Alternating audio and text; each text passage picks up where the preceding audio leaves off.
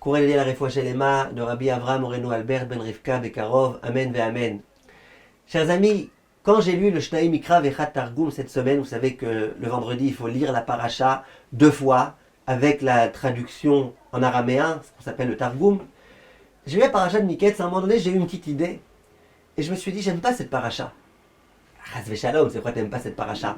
Mais j'ai dit j'aime pas parce qu'elle me laisse toujours avec un grand suspense. Pourquoi? Mais parce que finalement la paracha ne se finit pas si bien que ça.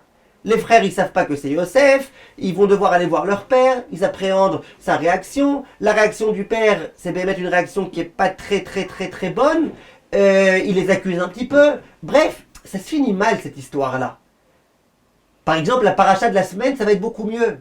Yosef va se dévoiler à ses frères, et enfin tout va bien se résoudre, et Yaakov il va voir son fils qui pensait être mort, c'est bien, il y a une bonne fin. Mais la paracha de cette semaine, elle nous laisse comme ça, avec un suspense gigantesque. Je me suis dit, j'aime pas tellement cette paracha, maintenant pendant une semaine je vais devoir attendre pour voir ce qui va se passer dans la suite. Ça c'est ce que j'ai pensé moi-même, j'ai gardé ça pour moi-même. Shabbat matin j'étais à la tfila, à côté de mon fils qui a 11 ans, et mon fils à la fin, il me dit, mais cette paracha c'est un vrai suspense. En hébreu il me dit c'est un sipour métar. Vous savez les enfants ils aiment beaucoup les livres de suspense.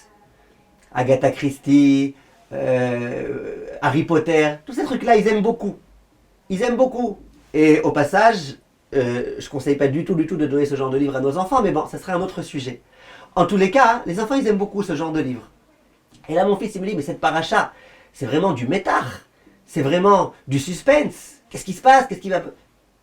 Je lui dis, ouais, t'as raison. Et j'ai vu que je m'identifiais beaucoup à ce qu'il disait. À côté, il y a mon autre fils, de 7 ans, il me dit, papa, qu'est-ce qu'il t'a dit, El-Hanan? Alors je lui ai dit, il a dit que c'est du suspense là, que la paracha nous laisse sur du suspense. Il dit, ouais, je suis d'accord. Il me dit, c'est moi ce que j'ai fait, papa? J'ai continué à lire la paracha d'après, jusqu'à ce que finalement le suspense il se termine.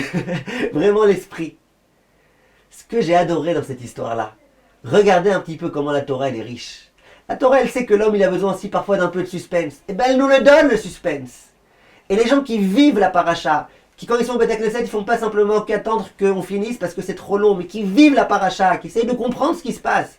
Et ben ils vivent et ils ont tout, tous les sentiments, ils les ont. Même le sentiment de suspense, ils l'ont. Le sentiment d'amour qu'il faut, ils l'ont. Il y a tout dans la Torah. Tout ce qu'on cherche ailleurs, on l'a contenu dans la Torah. Simplement, il faut vivre la Torah. Il faut être heureux avec la Torah. Il faut préparer les parachiotes de la Torah. Et quand on vit de cette façon-là, on a tout ce qu'il faut. On a même le suspense dans la Torah. On a la peur, on a la crainte.